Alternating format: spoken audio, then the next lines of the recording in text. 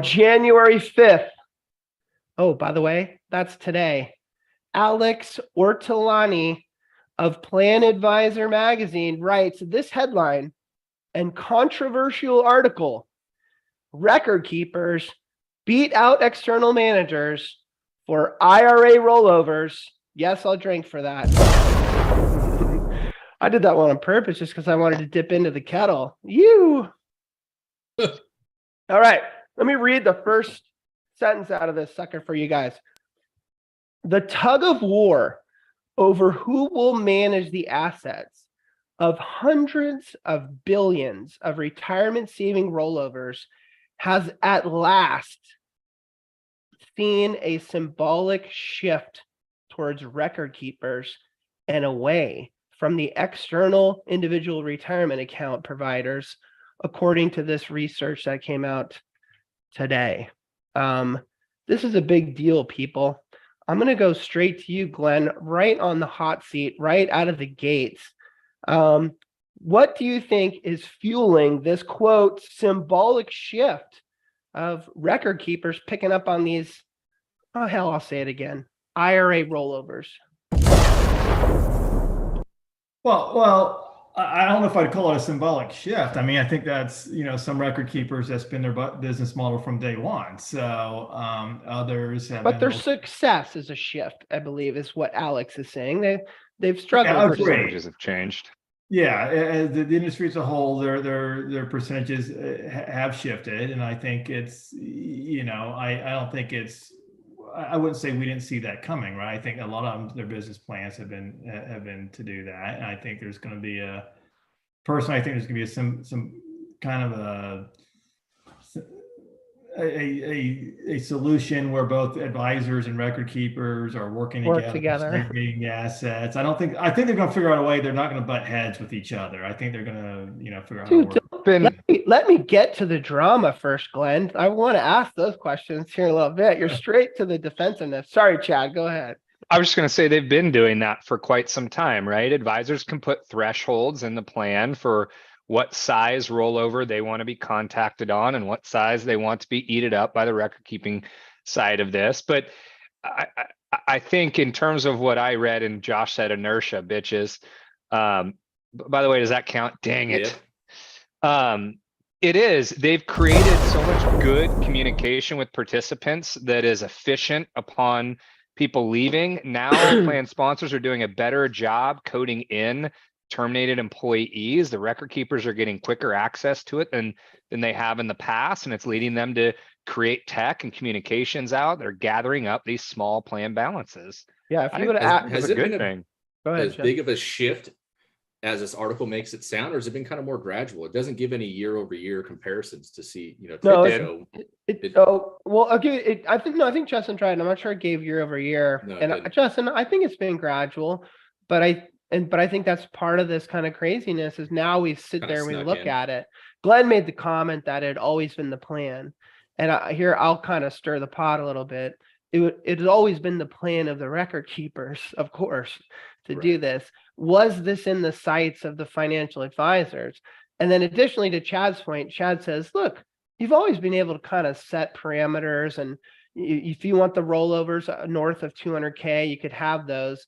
But Chad, those are like the outliers. And I don't mean the outliers as in only few vendors do that. Maybe they all do it, but no one takes them up on it. They don't market it in a massive way. They only use it when someone asks for it. And so what they're really hoping is that we would get to this point. Let me read the numbers. They were hoping that we would get to the point where 42% rollovers are going to the record keeper. So they are now winning the battle, and only 39% are going to the outside individual retirement account provider. But let me ask you this. Let's get to the deep, dirty stuff. When I first thought of that, I thought, oh, so now it's going to Empower or Principal or whomever for the rollover in-house, staying with the record keeper, as opposed to going to this new vendor. And I forgot to think to myself, it's not the vendor. This is the advisor shops that are not getting these rollovers. So Glenn, you can go to your kind of Switzerland. Is Switzerland the country that sits in the middle? I don't know. I think so. You can go to your Switzerland roll. Are advisors okay with these numbers? Let me ask you that first. Don't tell me how they're all going to play fair. Do you think that if we polled 100 financial advisors across the country and told them that record keepers were starting to get a bigger piece of the pie as it relates to rollovers, would they see that as a good thing or a bad thing? Well, in the right context, it's a good thing because they said the number of accounts, not assets, if I remember the article. So Sure. I think they'd say, yeah, they can have the smaller accounts and I'll take the larger accounts. They actually for face value, I think they'd be okay with it. They actually clarified. They said that when it came to the 250 or more, they said about 51% of the rollovers went to those external firms. So they're winning the battle slightly. Now, keep in mind, big chunks like 18% go to other 401k plans, like a new employer. So just because one doesn't mean that the other one's 49. But I think that's a classic statement is, oh, you guys can have the big stuff. We understand you can handhold these, you can do a better job, and we would never want to steal that from you. Just let us work on the hundreds of billions of dollars of these other ones, and you don't worry about it. And I've always been upset. Go ahead, Chad, and then I'll tell you why I'm upset. I just want to make 2 points because we've heard this so often is that advisors need tech stacks to get after the participants and to be relevant when that time comes. I'm not disagreeing at all, but what I'm saying is from the general population that we've spoken to, they've all kind of said, we're not interested in those small balances. So why does the advisor need the tech to go after them versus the RK leveraging the tech? Yeah, sorry, Mark, I caught myself. So I'm not sure that advisors going after the small rollovers is where we want this. The second thing that I thought was most insightful about the whole article was towards the end when they started talking about really establishing early relationships with the participants whose rollovers you do want. Make sure that you are their financial advisor, whether it's through the plan or on the outside, you are their financial advisor when it comes to the time of them needing that rollover guidance. Okay, let me take a deep breath. I understand what you're saying. I understand that your typical advisor, and here we go again, I'm always picking on Chad with this one, especially the people that you deal with on a day-to-day basis who have 15 plans and the average plan size is $1.5 million. I understand that they don't want to build out some model, some tech stack to deal with tons of $10,000 rollovers. But there's other firms out there that we love as an industry who are the beating heart of 401k financial advisor world, who have much bigger business models, and they are still smaller entrepreneurs. I'm not talking about the national aggregators. And so where the concern here is, and I've always heard this from the big corpo companies, is you small guys and girls don't have the deep pockets, you don't have the technology, you don't have the wherewithal and the staff to deal with these things, so let us deal with them for you. And I say, shame on you. Like, these are entrepreneurs that in a time when fees are being crunched and it's difficult for them to put their value forward, maybe they need these rollovers as a new source. You might say historically, Chad, but times change. It's a brand new year. Now they want to build a model, and they've in the year 2023, they can have the tech to do this type of stuff. And you surely can if you're a national aggregator. And so I go back to this again, we'll move on. But we're letting it slip out of our hands. We're letting the record keepers grab it slowly away. And before too long, it will be too late. Now, what I'd love to see, and I'll let Glenn chime in on a little bit, is I would love to see Glenn's utopia, where these record keepers really start to say, no, it's you, the advisor, first. Therefore, we're building new technology, new internal pathways to really support you with these rollovers. But I think that's contradictory to their business model. Glenn, you think I'm being too pessimistic? Well, it depends. I've been on all sides. I've been on the record keeping side. I've been on the advisor side. There are some record keepers, as you know, that don't want anything to do with the IRA rollovers, so that they still exist today. So bring them up. The penalty drink for you, Glenn. So net, I think it depends. I'm not trying to cop out, but I think it depends. It depends on which record keeper, what their business model looks like, what the advisor business model looks like. And I think the advisors need to partner with the record keepers that complement their business model. If there's a conflict, then maybe they shouldn't partner with that particular. Chad, let me drag you onto the pessimistic side. Give some people some Chad nuggets that you've learned in your life on vendors can tell you that they want to do something on a high level, but then it's up to the internal people to really deliver on those services, because we've experienced this as a third-party administrator, right? Like, so I think good advice to advisors out there is, I'll let Chad kind of piggyback on this, but you need to really check how things actually work back at home office when those inbound calls come in for rollovers, because the guy in the suit and tie might be telling you one thing, and the way reality works is a different thing. Now, Chad, am I being too pessimistic? Come on. No, not at all. And to Glenn's point, if you pick the right record keepers and you do the research within back office of your team and you understand that process, then you find partners that facilitate the type of business and service that you want.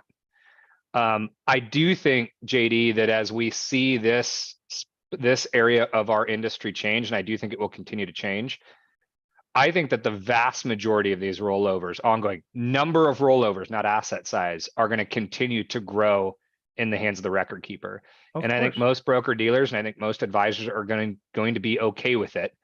And I think that there's going to be more due diligence around setting a threshold. And I think the broker dealer channel will be the ones that really force that for all advisors that are part of their teams. I would think that advisors would be okay with it. To Glenn's point, they have every right to say, like, I don't even want those things. It's not part of my business model.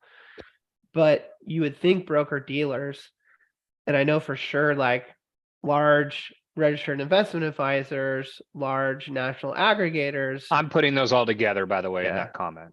They'd want those things, man. They'd want those, because when you add them up, those hundreds of billions of dollars we're talking about, those are a lot of those little accounts. And I wonder what kind of pressure those businesses will put on the major 6-7 record keepers. I would imagine a lot. Few of them. We've heard from a few of them who said that they have put the clamps down on that stuff. All right, let's go to another headline. 401k Specialist magazine on January 4th, so yesterday, came out with an article from our buddy Brian Anderson titled Pentegra's John Pinto to retire in 2023. And Eric, I don't know what your last name is, buddy. Eric is going to take over as successor. Good for you, Eric. This is less to me about John Pinto retiring, although congrats, John, and I hope you have a wonderful retirement. I'm going to take this moment to I dug into Pentegra today. I've always seen their name. I've always kind of been aware of them. I don't know what I've labeled them in my head. Chad, Mark, are they a record keeper, a TPA? Are you familiar with their? Oh, shit. If you had asked me before reading any deeper recently, I would have said that they were a producing third-party administrator. Yeah. Right. I would have said they're more on the third-party administration side, have record keeping and advisory arm as well. Glenn, I know you work for big time companies and these maybe are more like a minor league player, but are you familiar with the company? Well, yeah, I'm familiar with one of their previous employees that ran their distribution. To me, they seem like they were big players in the PEP and multi-employer type. You're gonna drink for pooled employers. Swisher was the pusher of that, right? Mm-hmm. Well, I went in and dug a little deeper. And I might be wrong, and I'd love for the chat bar to clarify if anyone out there knows. I actually threw it out on LinkedIn to see if some people could help me, but I only got one response. They look to me to be a third-party administrator, as in they don't do record keeping services. So they're just like plan design consultants, just way fucking cooler. They've 75 years. Yeah, they got a 316 in there that a lot of people love. Tony's saying they do have, and so Sampo. I absolutely thought they did. Please let me know, because I couldn't find anything. I know there's a weird I know there's a weird kind of Venn diagram there with some things that they do, but I cannot. Yep, Brian says they have a record keeping platform too. Okay, all right, fair enough. Good to know. 75 years in business. Somewhere in the vicinity of $16 billion in assets. Now remember, they're not the manager of all those. They could just be the administrator, and or some of them record keeping. Some of them's in there. They have a very large multiple employer plan who's been drugged through some lawsuits the last 2 years, right? I think it's still in limbo in that thing. But big firm. I mean, not big by Glenn's employer standards, but still pretty damn big. And more than 21,000 retirement plans. They're actually kind of smart in an entrepreneurial fashion. Looks like they've expanded into what they call institutional investment solutions, which I don't think that means like American Century. They're not creating their own mutual funds and stuff like that, but they're helping plan sponsors with the whole fiduciary practice of choosing and monitoring funds and how they might run those types of committees. So I just think it's interesting because I never run into them. I don't pay much attention to them. And yes. I've ran into them in one part of the country, and that was SAC. And I think that's because Pete was there for a long time. So I've not seen them in a couple of years and have not seen them anywhere else in the country but there. All right. Well, the Sorry, show is to clarify for Will Hackler, Sacramento is what he meant. shortened. So I just thought it was interesting. You're an advisor out there. You know all the big names. You see all the big players. It's always I'll make a weird kind of JD surfer analogy. It's like when I go see a rock band that my daughter drags me to, and no one's ever heard of, and 5,000 people show up, in San Diego to watch them, and then they drive up to LA the next night and another 5,000 people show up and you've never heard of them. And so that's my weird analogy to this. These vendors that you don't really work with or see that much, they're still successful. They've been around for decades and they do business. So hats off to you, Pentegra. I'll try to learn more about you. I'm kind of lying. I probably won't have time, but good luck to you. All right. Last little fun one. Mark, are you a member of 401kwire.com? I ended my membership after I saw this list they produced. Are any of you guys, Chad, Justin, do you go to 401kwire.com? No. Nope. Neither do I. It's like a secret society. I bet you Glenn goes there. Do you have a membership, Glenn? I do. Of course you do. It's all actually don't, for the institutional record. level. Yeah. I was going to say, it's every person you talk to on the wholesaling side has access. Yeah. But outside of that, I don't see anybody really going there. No, it's secret society, Chad. They wear bull horns and robes and spray the blood of Peps on things and stuff. I don't know what they do. They're coming out. They're coming out with their top 100 most influential, and I do this one to have some fun with this, and I do this two to brag because I'm on the list. So it was just an opportunity for me. Did you see what you were nominated under though? Yeah, I did. It doesn't matter what you're nominated under. I don't think. I'm just saying it's actually it's kind of cool. I just thought it's awesome and comical at the same time, right? Because third-party administrators is on there, but that's not where you got put in. No, they had a beer drinking category. They're gonna name 100, and I'm learning as we go through this. They kind of leak these out as they don't give you all 100. They kind of leak them out. I think we're up to 33 so far. I think the rest of them will come out next week. I got this list illegally because I don't really have a membership. And someone snuck it to me. So, oops. No, then the 401k Wire guys actually wrote me and told me I could have some access. They gave it to me. So, Rick Unser comes in at 98. Our buddy Rick Unser. Ross Marino, of Wealth at Work is 96. Peter Maluk of Creative Planning? I think is that dude, investment dude who merged with Unser's firm. Someone remind me what that is. They kind of merged to use the power of convergence. Alyson Mincer at Plan Sponsor Mag, I think. If I get one of these wrong, let me know, Chebar. Bill Chetney, past guest on the show and freaking stud from his home in Alaska. Louis Capozzi, the peer to the 401k boogeyman Schlichter. That's a plaintiff attorney. Brad Campbell, past guest on the show. What was his nickname? Roby. Brad Campbell. Scooter. You remember Scooter? Scooter. Come on, that was a rough one for me. Roby doesn't remember that night. Marsha Wagner at That's 71. Right. Dick Darian, past guy on this show at number Why is he 9? 69, Dick, nice. And then yes, I came in at number 64. I think that's a disgrace. I should be much higher than that. Let's see, John Sullivan at 51, Ann Schlack at 59, Sherry Fitz, we love her, Sherry Fitz at 48, Vince Morris, past guest on this show, at 43, and Todd Kading at 34, and Jason Roberts at 33, both past guests. Jason was voted as my number one guest, remember? Tireholics, yes. I got heat for that. You love yourself some Jason Roberts. Glenn, Yeah.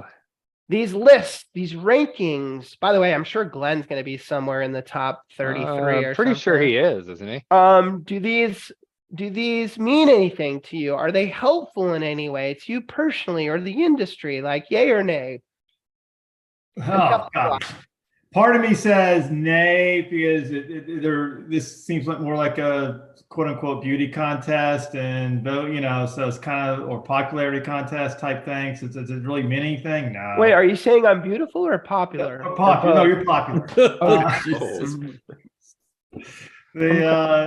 But the other part, but perception's reality. I mean, you say, hey, I'm on the top 100 list. I put that on my bio, and it means, even though it's kind of hokey. Would you? That would be all over my signature in my email. Glenn just stole from my Nope or Dope today, so spoiler alert. Yeah. Okay. I might even get a tattoo on me.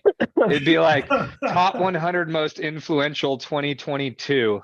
That's what I get. That's gonna look weird in 2036. Robe guy, what do you think about these things? Is there a positive spin to it, or is it just a waste of time, or what's going on? It's real easy when you're not on the list to say it's absolutely ridiculous, it means nothing, and it's a bunch of bullshit. But I mean, I think it serves some form of a purpose. And I'll say that if you're maybe getting into the industry, or maybe you want to know who's who should you be paying attention to, following, listening to, reading articles from, podcast stuff, I think it's a good kind of one-stop shop to wrap your brain around. Like, who are the people that other people admire? Who do they appreciate and actually listen to? And I think that's good. But do I want to hear JD now tell us that he was in the top 70 or whatever? No, it's going to bug the shit out of me, and I think it's stupid. So, yeah. I would never do that to you. I would never do that to you. It's like it's like, not to go to the sports route, but it's like ranking teams before the season starts in college, the top 25, where you're like, they're all 0 and 0. You don't know who's good and bad. Stop. Just stop. Hey, I will make sure I'm connected to every single one of those folks on LinkedIn, because they got something to teach, and I'm going to listen. It's worthwhile.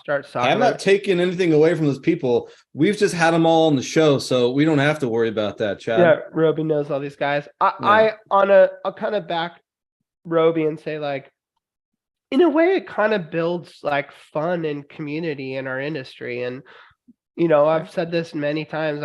I think it's cool for us to establish a tribe and a community of people that we kind of lean on each other. And this further kind of cements that concept of, like, we all kind of know who we are in our family of 401k people. So with that, I would really rather have JD's perspective if he wasn't on the list, though. I really would. Oh, that would have been interesting. Yeah. Honest truth, I'm not gonna say I'm honored to be. I'm pissed. I should be fucking higher than that, Roby. All right, let's move on. Hey guys, let's get JD a plaque that says, like, not top 50. I'm gonna go pick it outside their corporate offices, like 63. How dare you? I don't know. Let's a little bit of quick housekeeping. Not housekeeping. Fuck that. I got some housekeeping after this. Justin, the people have waited long enough. How dare you make them wait this long? Can you give our guest a proper introduction and attempt to keep your job at the same time? I don't know. We'll see. Take it away. I like to lobby real quick that we call it a mitro, not an intro anymore. Sure. Yeah, All right, Mitro. good. All right. Well, in honor of our good pal Tony's recent obsession with AI, I decided to not do any research and just turn to chat, whatever the acronym is, to write my intro for me today. Here goes. Yes, I did. Glenn is a seasoned professional in the 401k industry with over 15 years of experience helping businesses and individuals plan for their fiscal or financial futures. As a dedicated financial advisor, Glenn is committed to providing top-notch service and expert advice to his clients, always going above and beyond to ensure their needs are met. No way. Yep. With his extensive knowledge of the 401k market and a passion for helping others, Glenn has become a trusted resource for those looking to secure their financial future through smart retirement planning. Whether you're a small business owner or an individual looking to grow your savings, Glenn is the go-to expert to turn to. He's the godfather of target date fund. Do you know what he's doing though, Glenn? You know where this is coming from? No. Okay, we'll tell you at the end. Keep going, Justin. Or no? Okay. All right. I thought I was getting cut off. Anyways, he's the godfather of the 2 versus 3 methodology of target date funds. Senior retirement strategist for American Century, Mr. Glenn Dial. Glenn, what Justin did is he put that into an artificial intelligence bot. It's all the rage online. I'll drink for it. Chat GPT. And so an artificial intelligence wrote that for Justin in a matter of seconds. Like, have you heard about this? Glenn, I said, write me a pretend introduction for a man named Glenn in the 401k industry. Have you heard of this chat? No, I think this whole internet thing's a fad. I don't think it's going to last. You got to check out, I'm not going to say it again, but you need to check it out. It's very interesting and it's all the rage. So much fun. It's, chat. What's it called? Chat? Yeah. And then 3 letters after that, which I'm not saying. A quick Google search, you'll find it. It's getting more. Try it above your head right now. It's getting more users than Instagram, Facebook, TikTok. Like, it's blowing up. And I shouldn't even put it in that category because that's not what it is. Go sit on some deep podcasts right now and listen to some very smart people talk about how this is either the beginning of the end of the world or the beginning of the next phase for us as human beings, where Tesla robots will just do shit for us and solve our problems. And I mean, when Justin was reading that, I was thinking to myself, it's probably not there yet. I think it's the 3.0 version, but at a certain point, it could just replace Justin and we wouldn't even have to have him on the show. Like, right? I've been wishing for that for years. A couple of housekeeping things. Jason Grant and I need your help, chat bar. Jason Grant is a friend of the show. At least I thought he was. And he's usually here. You can't say it. He's not on the show right now. You gotta save it. His boss is here, though. Oh, no, still judge and jury, bro. You say his mom is here? I said his boss. His boss. Oh, so it's basically his mom. Yeah, right. I need everyone in the chat bar to let us know what the punishment should be for Mr. Grant. He was interviewed by Vestwell and asked his top media influences, and he named 401k Specialist Magazine. He named the Association of Pension Professionals and Actuaries, and the National Association of Plan Advisors, and he didn't fucking mention us.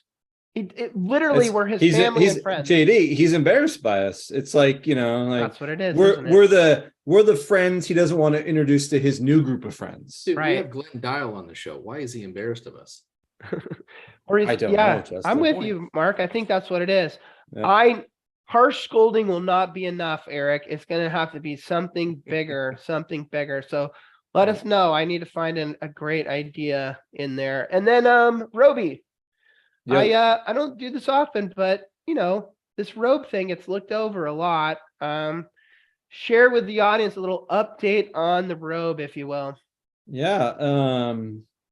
Some of you may have noticed, if you're paying attention at home and you are advocates of those, find the pictures that are different than what's different than the other picture, because you might notice, I'm so confused when it comes to this. I've got an announcement to make of 2 new sponsors starting in 2023 Glenn, for the robe.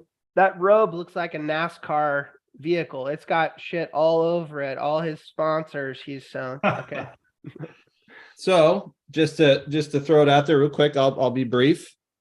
Mr. Tony Davis was kind enough to send me a patch here, even told me where he wanted it. The reason why it's exactly where he wanted it is that envelope might have been stuffed with something else. I don't know. And I'm not talking about confetti. All right. I won't say it because obviously I'll have to drink for it. So you can read it. I hope that. Okay. Tony doesn't know this yet, but he might be the sponsor naming rights of a particularly popular segment on the show one day. Moving forward. Okay. We don't know. That envelope might have to get doubled. Next, but not very least. Whoa. Desenso Consult. Now, this one password's came mean. It's aggressive, just like he is, Just right? like In a he lot of is. ways. So it's direct, it's to the point, it's green, like hardcore. This also came to me as I'm stumbling through Vegas and get ripped on the shoulder by someone walking by me, and a patch ends up in my hand, kind of like some mobster movie you see someone handing off some money or things. And so obviously I was stiff-armed into straight arm, but to putting this thing on, but I proudly wear Desenso Consulting as a new sponsor of the robe for 2023.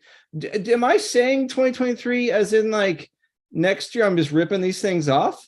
No. Wait, it's coming off. No. Like they got to just I don't really know. Right. I don't know. This might be a new renewal that you'll have to send in. Don't know yet. You guys remember that powwow we had about how we were going to try to trim a lot of the fat on this show and just I stick to do. the I remember topics and less bantering? No, I love the robe. It's great to get a little more context on it. I'm not sure we let people know that there's patches all over that sucker. They see it at the live events, but you don't see it that much on the show. So the NASCAR theme is continuing. Well done. If you'd like to get your patch on Roby's robe, you're going to have to $1 million. Yeah, you have to fork out some cash.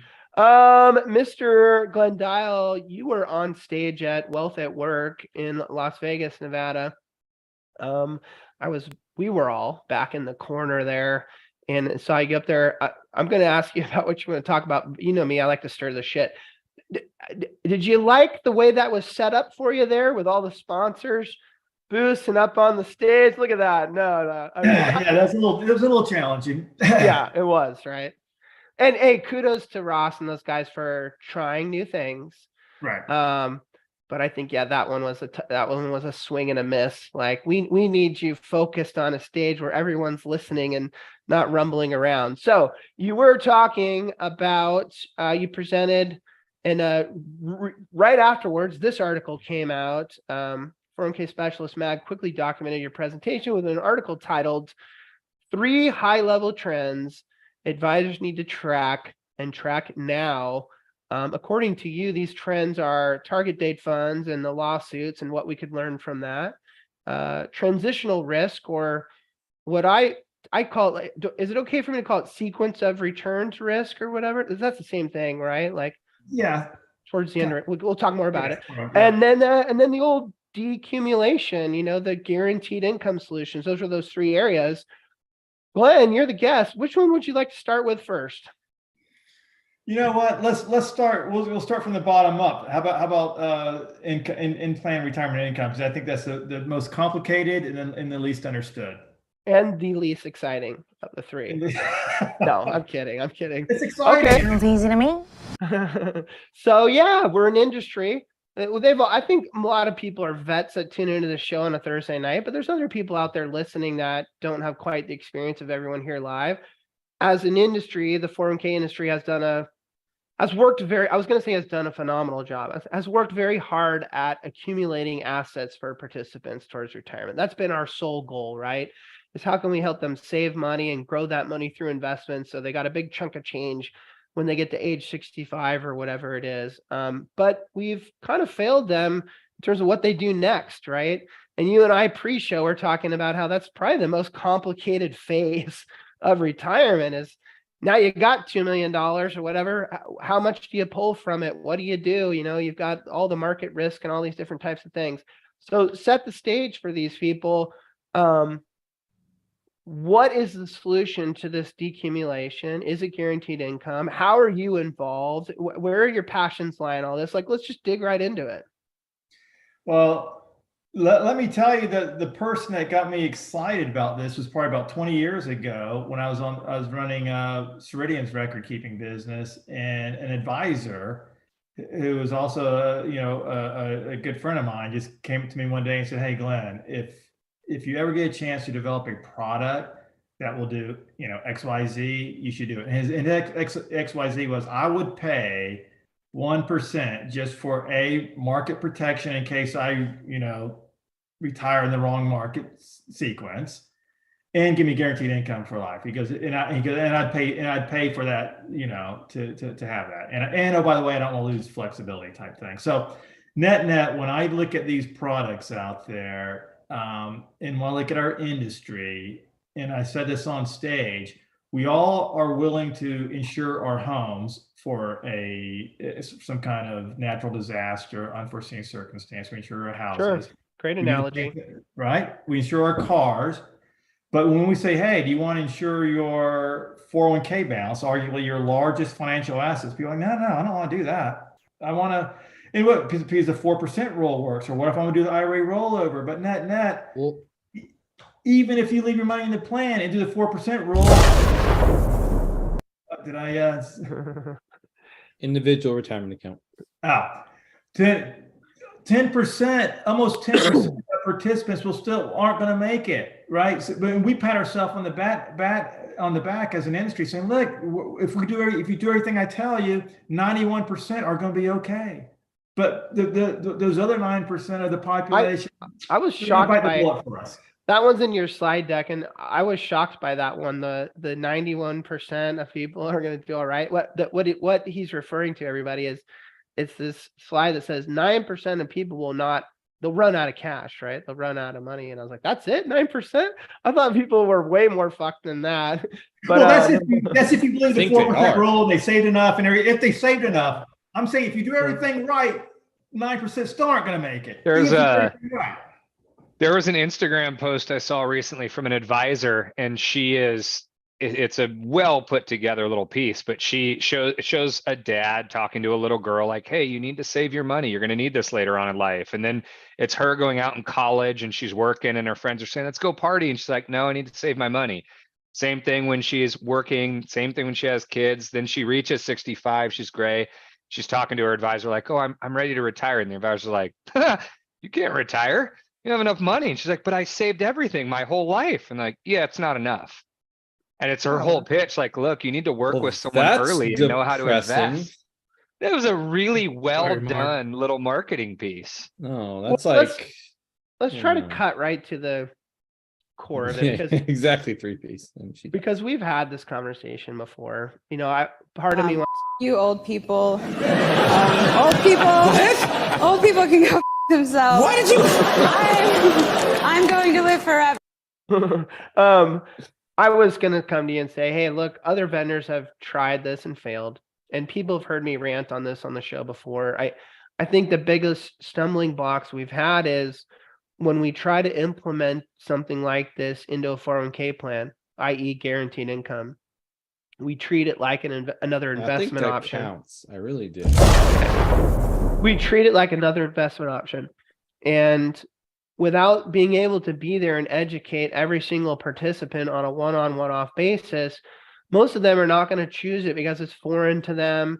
There tends to be lots of disclosures there. There's lock-in rates and bottom rates and this and that and extra fees. And I just think left to their own devices, they're like, oh shit, I can't make this decision. I don't understand it. And so we can sit around and do surveys that say, and I think these surveys are hilarious, by the way, Glenn. I'm not trying to rip on guaranteed income, but hey, sir, ma'am, would you like to have guaranteed income in retirement? 90% of people say yes. Well, no shit. Like, I would answer yes to that question too.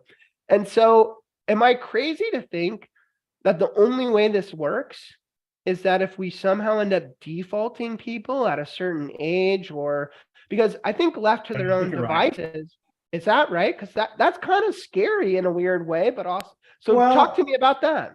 All right, so I still remember my first job out of school did not have a 401k plan, only had a defined benefit plan, and to this day I remember every word in that enrollment meeting, every single word. You know why I remember every word? I do, because there wasn't any. There wasn't one, right?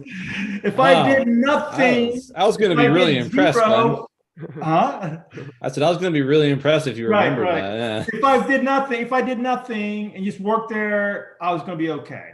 And that's, as much as we don't like the default word, and we don't like, the Big Brother, whatever, however you want to think about in our industry. But you look at where it's working. You look at over in Australia where they are defaulting and all that, and their account balances are zooming past ours. And the same thing with these guaranteed income products. We got to think, we got to take us and our experiences out of this and say, what about really the smaller guy that's probably not going to get the hand holding, the consulting? No one's going to get, trying to get their IRA rollover. What if they do nothing from the time they start to the time they retire? Okay. Are they going to be okay even if they retire in a down market? Are they going to be okay? You need a drink, Glenn. It sounds like individual retirement account is a tough one for you. Chad, imagine a world where I not only default you into the plan, but I default your participation rate, your deferral rate. I default your increases. I default to, I guess we default people into investment these days anyways. We do that. But now I'm going to default you into a product that has an insurance element and some higher. Can you stomach that and speak on behalf of the advisor community and the industry as a whole? I've always been a believer that defaulting for people that need to be defaulted is good. If I've made an election and I've invested my money and I've done so with the anticipation that I'm going to reach retirement age and decumulation at some point, and you change what I have done when I get there, even though I've already made elections, then I think we're doing a disservice to those folks. If people have not made an election and they've been defaulted into the plan, or if people get proper guidance at that age and they choose to be defaulted, I'm all good with that. But I don't think you should be defaulting at that point in someone's investing career without properly notifying them that this is really what's going to happen. We're about to kick you out of the portfolio that you've created and managed for the last 30 years, and we're about to put you in a guaranteed income solution. Why you're okay with defaulting them into a target date fund based on their date of birth? That is that initiation. Those people have not made an election. You're saying we're going to default them when they're 55 and approaching retirement. Well, the people who have made an election, if I chose to manage my own money, from Chad, 25 to 55. No. Let's get one thing straight, and Glenn can correct me if I'm wrong. Look, we're just talking about defaulting or not defaulting. We understand no one in the guaranteed income space that wants a default is saying that everyone has to do it. You can always opt out of these types of things. So everyone's always going to be able to choose their own investment. That's true of automatic enrollment. It's true of automatic increases. It's true of QDIAs. I'll drink for that. Fuck. So that's not the argument. The argument is it just as okay to put them into a guaranteed type of solution as it is those other things. And if it is, then I think Glenn's saying that's the future of this industry, not to put words in his mouth. And I think I think in all likelihood it should be. And I think that that's an area we need to go to. I disagree with your statement, though, that those are one and the same. I think we have seen, especially by the opt-out rates, that people aren't reading what we're putting out in terms of disclosures as an industry. They can't make sense what the fuck we're giving them. So you think when someone reaches 55 and you're handing them a contract for a guaranteed income solution and saying they're going to be auto moved from their current portfolio into that they're going to be able to make any sense of that and make an informed decision? No, I don't. No. But I think, and I'll let Glenn speak because we brought him here to talk about, but I think they're going to be stoked when they find out in 5 years that the market's down 30% and they're 67 years I old. won't and if they- I had been working with my advisor that whole time and had a plan of what I was intending to do when I reached that age and find out that I was defaulted in at a point because I didn't read a disclosure that was given to me. Oh, I'm sorry. You didn't read it, so you didn't opt out. I thought you meant you didn't read it, but you just went along with it. So who cares? Glenn, come on. You must have spent a lot of time. I'm not. Yeah, so I'm not going to sacrifice 90% of the population to placate the top 10% income earners. You know, and those top 10% are going to have an advisor. They're going to be there at their side. They're going to tell them. Why is it the top 10%? Didn't we say that only 9% were left behind in your earlier stat? No, the top 10% make their own decisions. And we're saying the remaining 80% or 90% don't? Yeah, I'm saying at least 89% of participants go with where the default is, and they don't have an advisor helping them out. You don't think that's accurate, Chad? I don't. I think the top 90, 89% don't have an advisor. I think that's probably a fair statement, but I don't think 89% of people are auto featured into a plan at this point. Well, I mean, they don't have an advisor. I mean, they don't have help. They don't have an. They don't have outside help. They have 401k advisor help. Right. Do not have an advisor. I like this. I like this. I think that this is the path we need to go down. I do agree with you that we can't make decisions for the few. We need to make decisions for the majority. That's why I said the average worker when you had your point earlier, Glenn. And I think that auto enroll or auto default into this is going to be the only way to really get a push for what is needed for this decumulation phase. We have to do a better job though at educating people if we're going to push them into solutions like this. So and I think you're going to see a massive amount of lawsuits with the increased cost that these solutions have over a passive lineup in these larger companies where your all-in costs are 9 basis points and we're adding something. We're just going to have to be a lot of disclosure not to get sued. Glenn's the master. Glenn is the master of protecting plan sponsors in situations like that. When a committee of fiduciaries chooses a guaranteed income to default participants at said age, they will do their research, do their documentation, have it all put in a nice 3-ring binder. I know we live in a digital age. I'm just speaking metaphorically. And they'll be able to prove to the court why they decided to choose that insurance vendor or that provider to do that, just like anything else. So the liability of lawsuit to me is no higher or lesser than defaulting participants into a target date fund. I want to ask you, Chad says no. We'll agree to disagree. It's not true. Why is it higher? Because the fee structure that's layered on it? Because that person has already made an election. It's like it's like auto re-enrolling. There's more liability when you're auto re-enrolling people that have already made an election. Chad, you keep saying that. If they opt out, they can opt out. And maybe I'm wrong. Let's ask Glenn. So Glenn, do you think the strategy is that I choose my own investments at 25? I choose to be invested in however I choose. You know, I'm a smart guy or girl. And then the default is that if I don't answer something at age 55, you're going to strip it all away from me and put it into some guaranteed income solution. Well, it that's what you're saying, right, Chad? Yeah, that's what I thought I'm hearing is you're going to take me at 55 and you're going to push me into a solution. So let me take it from a different angle. What if I'm one of the 70% of the people at I'm making this up, by the way. If I'm one of the 70% of the people at my company that's been defaulted into the targeted fund. So I've been going with better than default.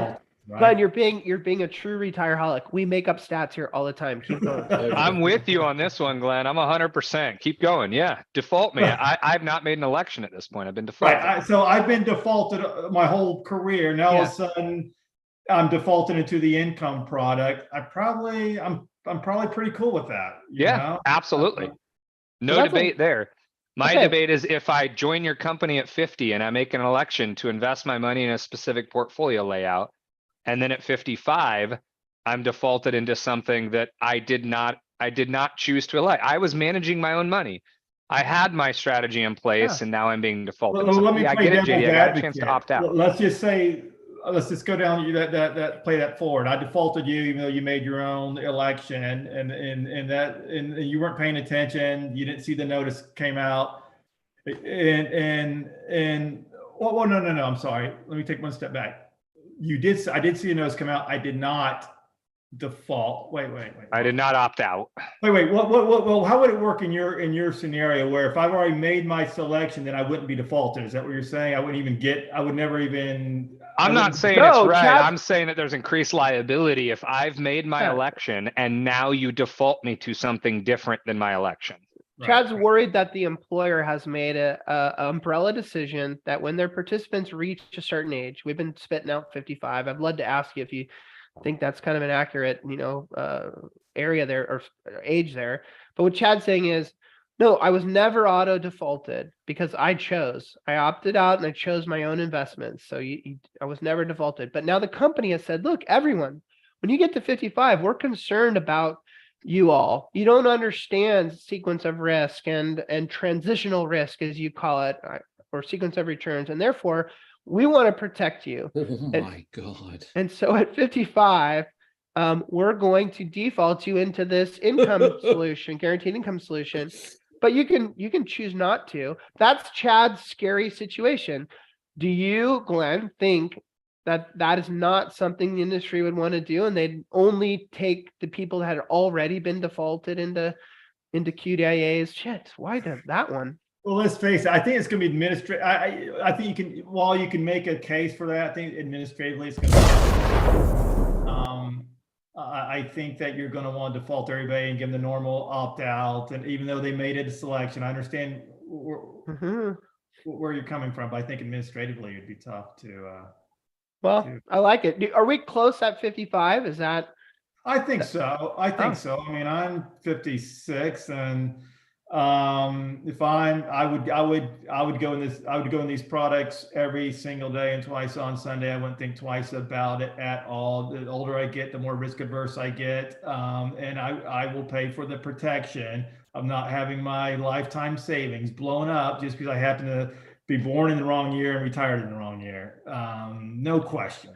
And it's not just about, and we can move on, but it's not just about the blown up part of it, because that we all know that can be detrimental, but it's also the human psychology side of it, of like, wouldn't it be nice to, it's like you talked about in the defined benefit pension world, to like lock in and say, my investments, my retirement plan is worth this much per month, and I can count on that in retirement regardless of market risk and all that type of stuff. So there's some big pauses, and I've been jumping on both sides of this argument. I'm glad you said it, Glenn, because I don't think anyone has said that yet on this show. Is I was worried, like, look, we've seen Hancock fail with it. Hancock fell flat on their fucking face. Like, they got very little adoption, and they had a really well thought through, well branded, well marketed, beautiful colors, put it in the enrollment book, and just got nothing out of it. And so when I said to you, it has to be defaulted, it's got to be automatic, you said yes. So now I know what y'all are thinking about, because it's the only way. Otherwise, you're just going to fail the same way. Someone in the chat bar said, oh, it's going to take one-on-one education. Yeah, that doesn't work either. That doesn't work either. Let's play a little game. Let's have a little fun, Glenn, since Chad's been busting your balls so hard. I was busting your balls more than anybody. It is the raddest, dopest game on the planet. It's the Nope or Dope game, and Glenn, it's totally original.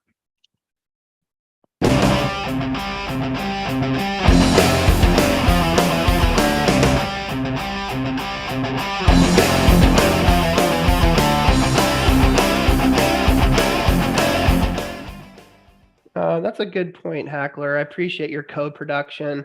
Glenn, are you Nope? Hackler, negative points for you now, dude. Come on. Glenn, are you Nope or Dope on on spinning wheels that will make someone drink a Smirnoff Ice? Nope or Dope?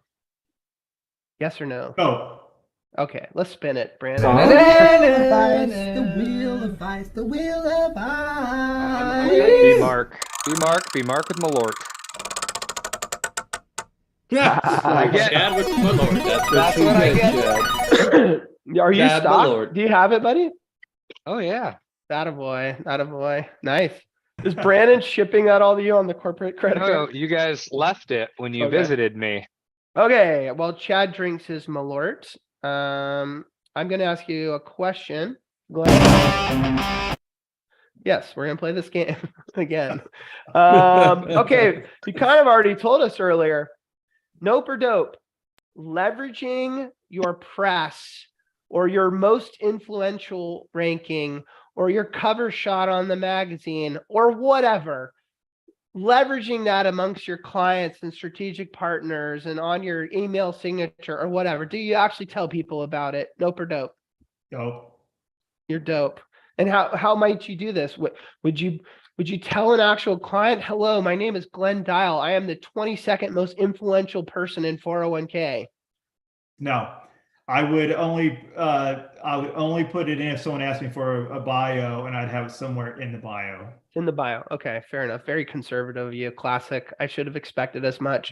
Justin, what are you on this? Nope or dope? Yay or nay? I'm with Glenn. I don't like to brag or embellish. Glenn said he would use it. Are you listening? In a bio. He said in a bio. I thought he said, did he say nope or dope? I thought he said dope. Yeah. Well, I would, but on conservative. So it's in. Okay. Yeah, but with conservative. I like to be more humble. Okay. All right. Chad, you are, you get some massive award. I would definitely use it. I was laughing. Wait. Just gave me a dirty look. Shout it from I'm the sorry. I'm mountaintops. dope. You were on Jamie. the, okay, Rogue Guy, you were on the cover of a magazine. Same that? thing. Was that- Do you use that too? I've never, by the way, I've never used that. I'm way too nope on this. Here's what you might close more plans if you did. who needs to do that? So here's what I'm more nope on though, is sometimes you know that you've been nominated and you begin asking people to vote for you. Right. That is what I don't like. But at the same time, I know, like, how are people going to know about it? Which is why I'm like, how did this even, the nominations, the voting, like, I need to know a little bit more about this. Like, I want to know, did JD Carlson get 7 votes or did he get 700? Like that, I really need to know. The difference between 64 and 99 was like 2 votes. Wait, I think And that's are they voting on 401k Wire? I don't even know the answer to that. Or is it a group of committee members that just pick? So now it's today, this year's a vote. In previous years, they stopped it 10 years ago, but it used to be a committee members that did it. So it has changed from committee. It was a committee. Yeah. So you take them out to fancy dinners and you end up being number 3 or something. Okay. I like that, Mark. I like that. Do you know, I have had that, I think we've talked about it before in the show, but I've seen like a wholesaler send an email saying, I'm up for top defined contribution wholesaler. And I so wanted to just write him and be like, well, you're actually not my favorite. I really like the guy from Voya. So, I'm not voting. Okay. Hey, did you guys know that Chad was Business Student of the Year in 2007?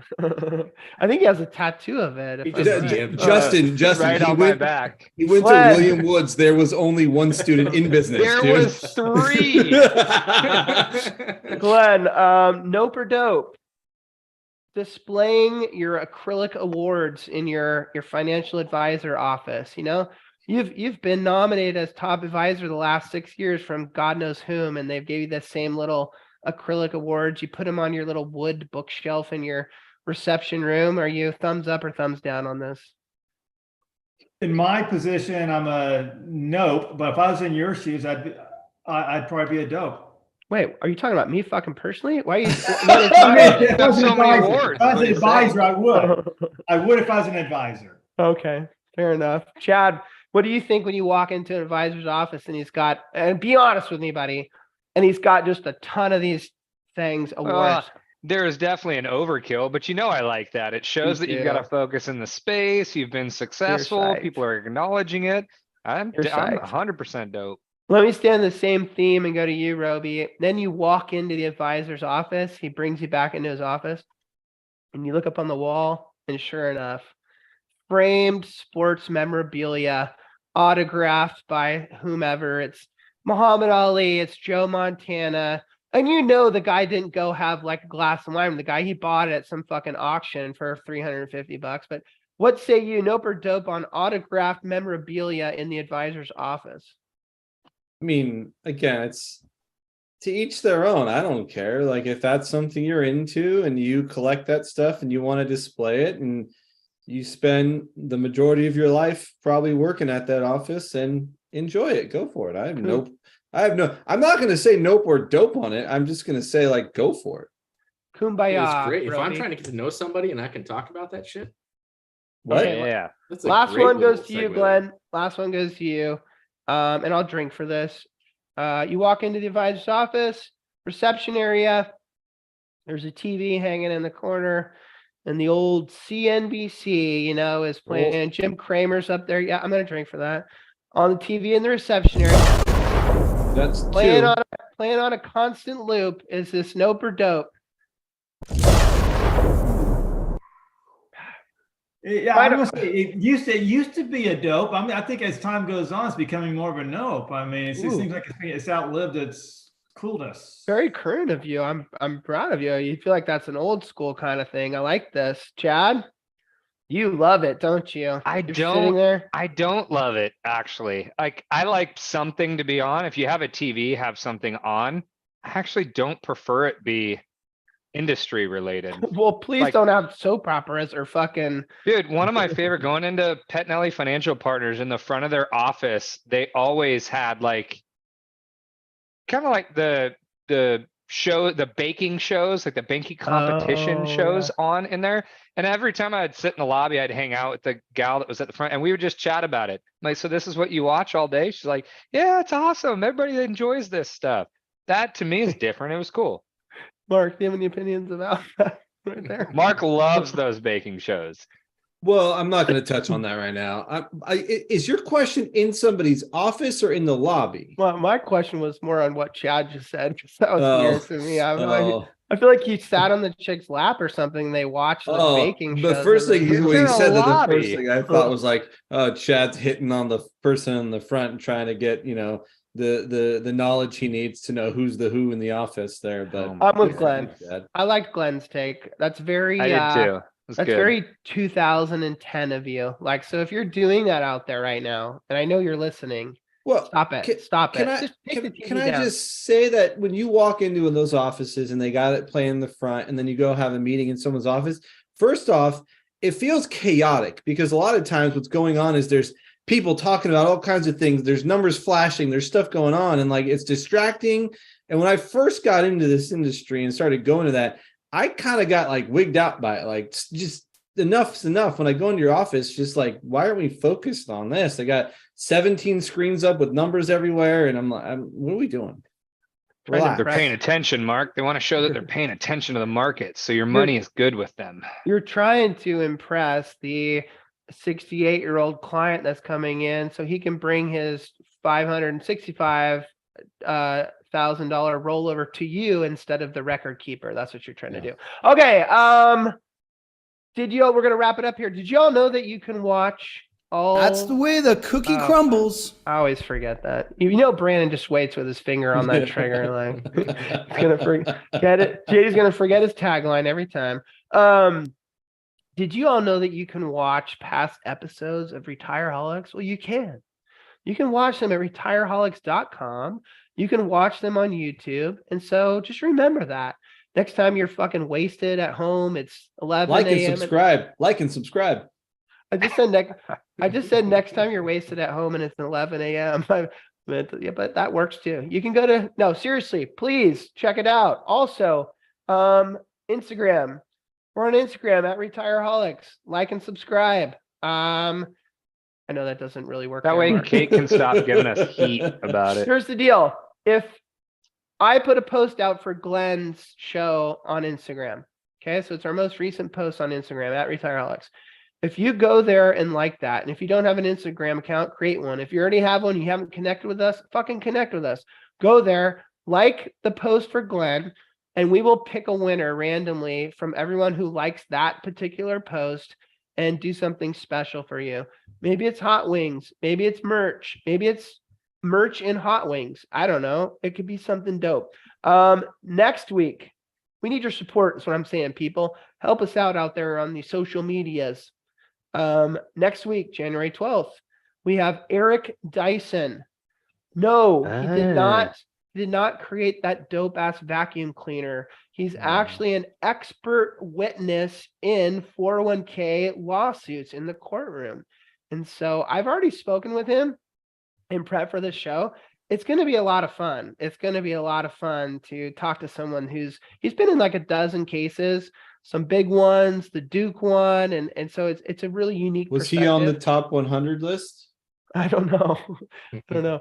We should never allow someone on this show if they're not in the top 100.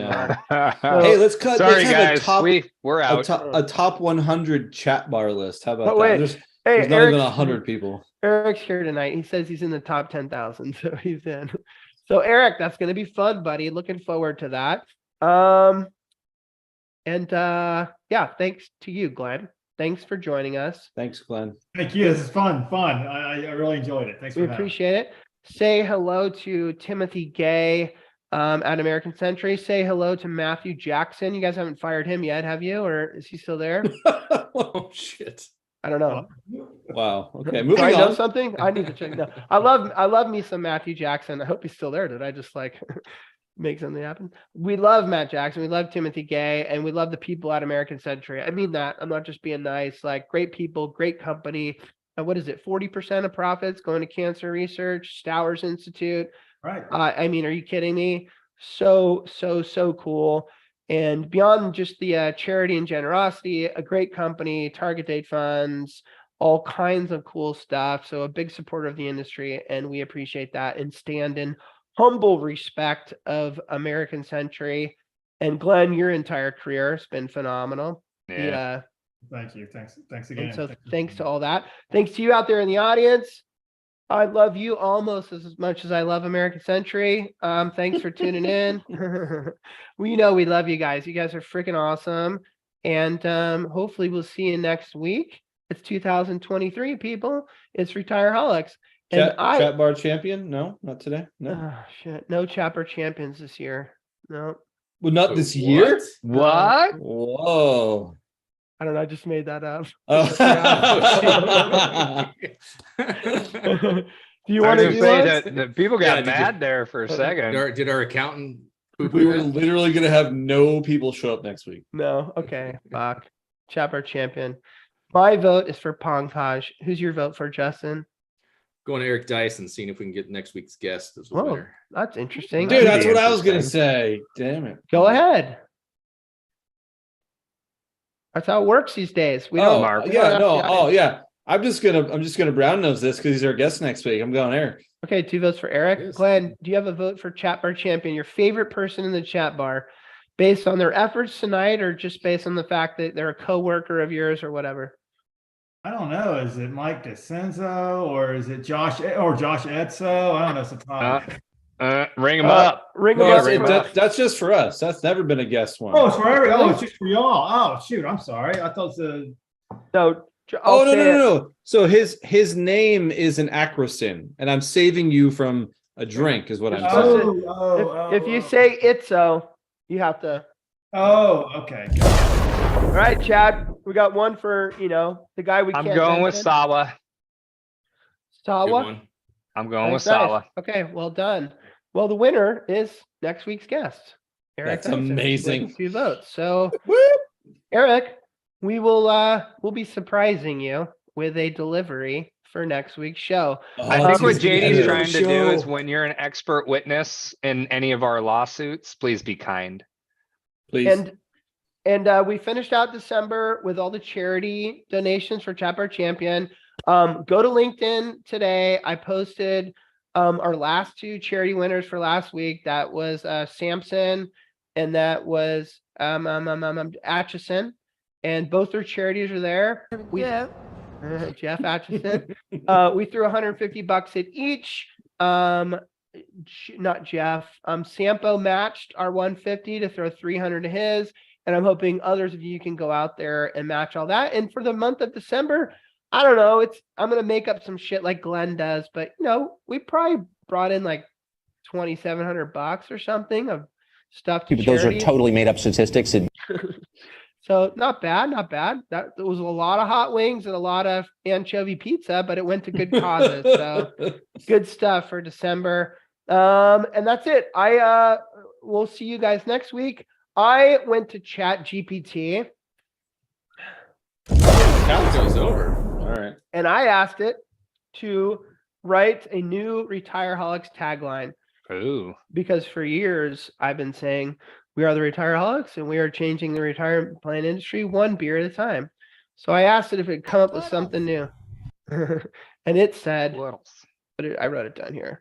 Retireaholics, where we drink, swear, and help you plan for your golden years. Okay. Whatever. What the fuck? Not that great. It's kind of Remember, true in some ways. It's 3.0. It'll get better. It'll get better. All right, Brandon, play us some music. See you later, everybody.